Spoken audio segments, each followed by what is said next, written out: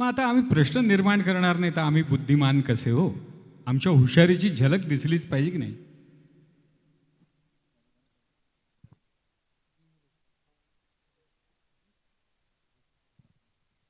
इथे यादीमध्ये स्थित्यंतर येतात आहे, हरकत नाही. कुठल्याही गोष्टीचा दैनंदिन जीवनामध्ये असलेला एखाद्या गोष्टीचा अतिरेक हा घातकच ठरणार आहे.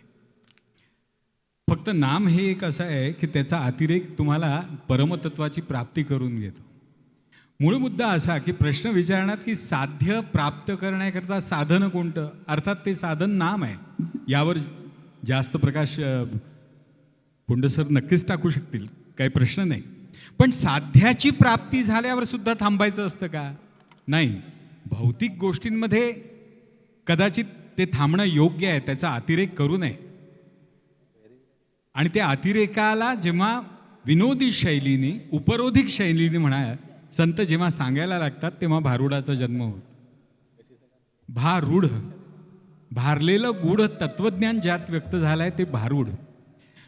गंमत अशी की थोडासा विचार केला की खरंच एवढ्या सगळ्या सुंदर अशा साहित्यामध्ये या भारुडाची रंजकतेची आवश्यकता काय?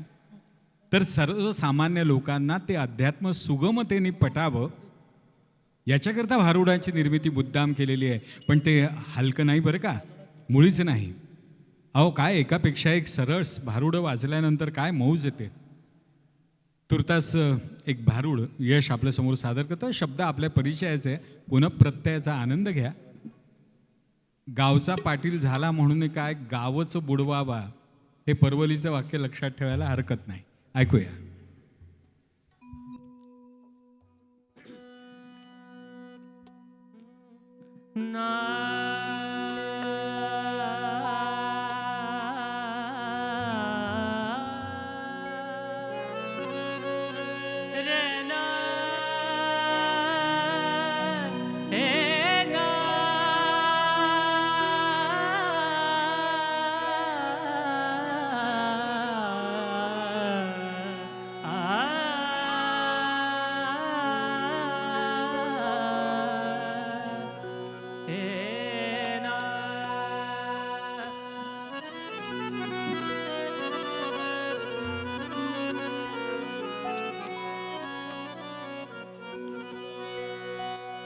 हरे कृष्णा हरे कान्हा मनरंजन मोहना. हरे कृष्णा हरे कान्हा मनरंजन मोहना. हरे कृष्णा हरे कान्हा मनरंजन मोहना. हरे कृष्णा हरे कान्हा मनरंजन मोहना.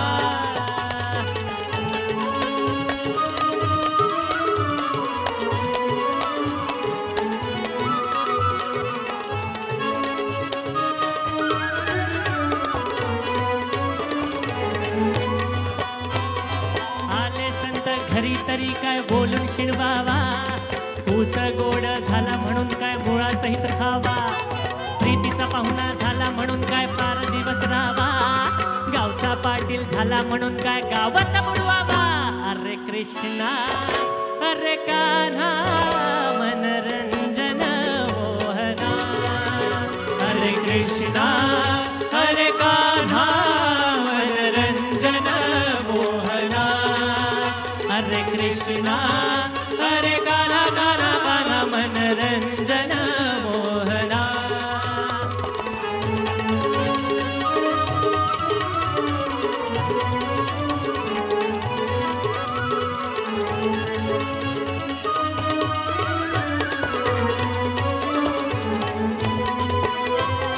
देव अंगी आला म्हणून काय भलतेच बोलावे.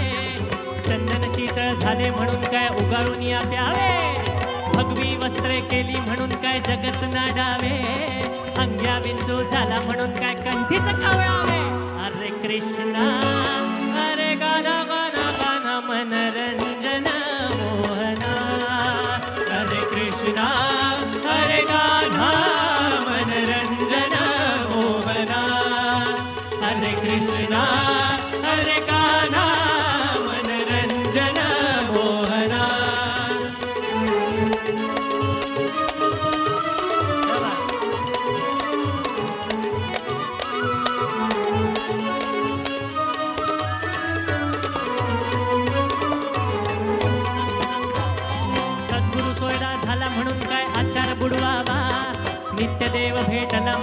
जगाशी दावावा.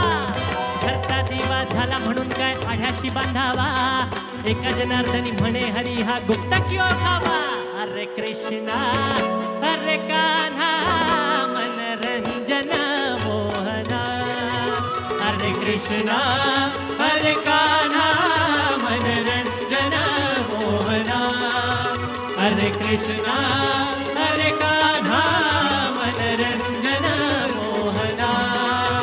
अरे कृष्णा अरे कान्हा मनरंजन मोहना. मनरंजन मोहना. मनरंजन मोहना.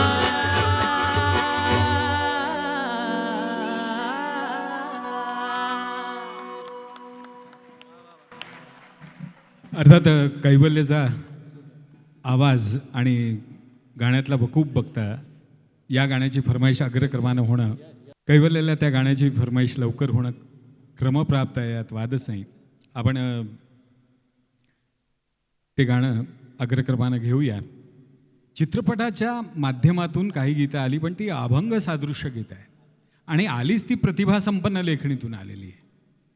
मुळात गदिमांना सुरुवातीच्या काळात अक्षरशः लोक म्हणायचे की हा गीतलेखक आहे. अर्थात धुरंधर कवी त्यावेळेला होते आणि गदिमांना किंचित थोडासा असं वाईट वाटायचं, खंतही वाटायची. गीत रामायण जन्माला येण्याच्या पूर्वी तर ही गोष्ट अग्रक्रमात जास्त होती आणि ते आपल्या मित्रांबरोबर तसं बोलूनही दाखवायचे, यात वाद नाही. पण ज्या क्षणी गीत रामायण जन्माला आलं त्या क्षणी एक महाराष्ट्र वाल्मिकी हीच उपाधी देऊन टाकली. मला तर असं वाटतं की केवळ रचना बघू जाता जर एखाद्याला संतत्व बहाल करायचं असेल तर महाराष्ट्र वाल्मिकी ग दी माडगूळकरांना संतश्रेष्ठ ग दी माडगूळकर असं म्हणायला हरकत नाही. एवढ्या त्यांच्या रचना इतक्या सुंदर आहे की केवळ चित्रपट सारखं क्षेत्रसुद्धा शुचिरभूत होऊन गेलं. ते नेहमी असं म्हणायचे, त्यांच्या सौभाग्यवतींचं नाव विद्या होतं आणि मंदी म्हणून ते मंदा म्हणून सुद्धा तिला हाक मारायचे. ते म्हणायचे माझ्या डोक्यात विद्या आहे पण खिशात मात्र मंदी आहे. आणि काय सांगावं, दैवत्व केवळ म्हणजे त्यांचं चरित्राचा वेध घेतल्यानंतर असं झालं की त्यांची गीतं गाऊन गायकांनी कार्यक्रम करायला सुरुवात केली आणि एक रॉयल्टी म्हणून यांना कधीही एका पैशाकरता विचारलं नाही. उगाच कोणावर टीका नाही, माझी लायकी तेवढी नाही आहे. पण पुढची गंमत महत्त्वाची आहे. गदिमांवर मनापासून प्रेम करणारी वकील मंडळी एकत्र आली आणि म्हणाली की तुम्ही आमचं फक्त एक फॉर्म भरून द्या, आम्ही रॉयल्टी करता त्या माणसावर क्लेम करून देतो तुम्हाला, त्या कलाकारांवर. गदिमांनी म्हणाले नाही, हे माझ्याच्याने होणार नाही, मी हे करणार नाही. कारण मी जे गीत लिहिलं ते दिलं, ते अजरामर झालं, त्यांच्या कंठातून ते येत आहे, रसिकांपर्यंत पोचत आहे. यानंतर मला काहीही नको. हे करण्याकरता संतत्व व्यक्तिमत्वात हवं, हे लक्षात घ्या. गदिमांचं ते अजरामर गीत कैवल्य तयार आहे.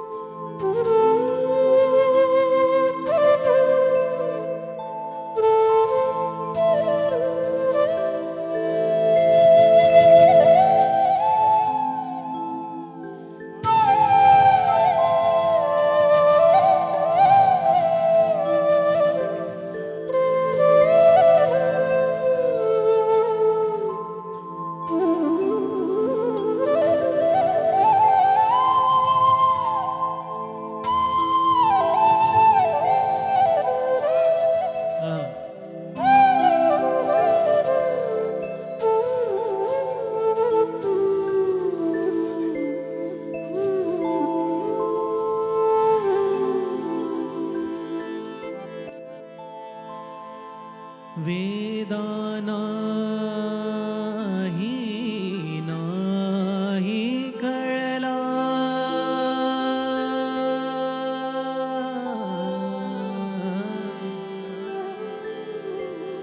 वेदना नाही कळला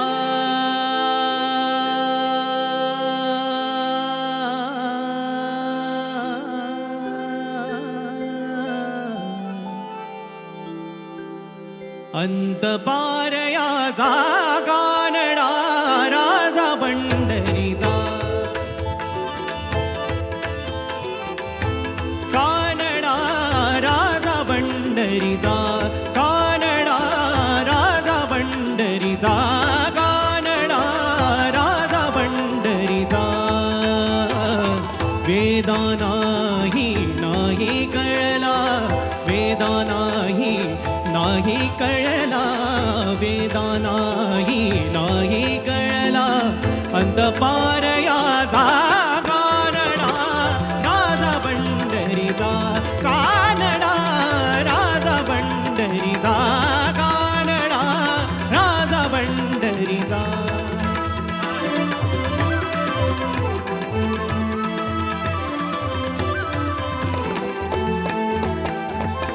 निराकार तो निर्गुण ईश्वर निराकार तो निर्गुण ईश्वर जसा प्रगटला असा विटेवर निराकार तो निर्गुण ईश्वर निराकार